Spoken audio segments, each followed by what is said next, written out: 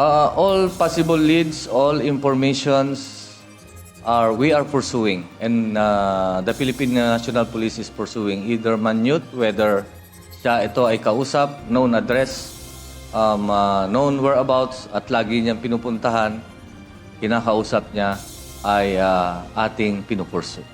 Isa-isa nang tinutuntun ngayon ng Philippine National Police ang mga lugar at taong kinausap umano ni Senator Ronald Bato de la Rosa.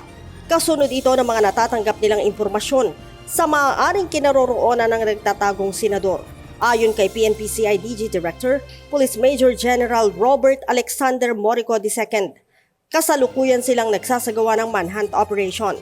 At lahat aniya ng impormasyon ay isinasailalim nila sa masusing verifikasyon. All informations that are coming in are being validated. There will be no stone left unturned. Bukod kay Senator De La Rosa, kasama rin sa minomonitor ng CIDG ang mga individual na posibleng tumutulong sa kanya upang hindi siya matunto ng otoridad. It's an operational undertaking which I cannot reveal. But of course, we have leads. Kasama po doon sa manhunt yung pag-identify rin ng mga tao na tumulong sa kanya.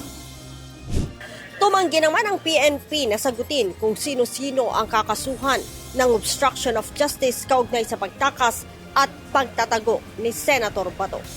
Sa halip, sinabi ni General Nartates na naisumiti na ng PNP sa Department of Justice ang resulta ng isinagawa nilang investigasyon. We have already transmitted the records to the Department of Justice. So tanungin yung Department of Justice kung ano ang maipapile at sino ang kanilang maipapailan, sino ang karapat-dapat na usigin.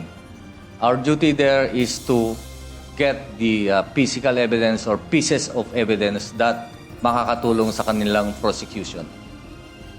Ayon pa sa hepe ng PNP, hindi na nila kailangang bumuo pa ng special tracking o manhunt team para hanapin ang senador.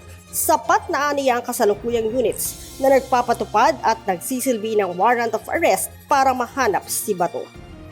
Leia Ilagan, UNTV, News and Rescue. Diyos ang aming sandigan, serbisyo publiko ang aming pinahahalagahan.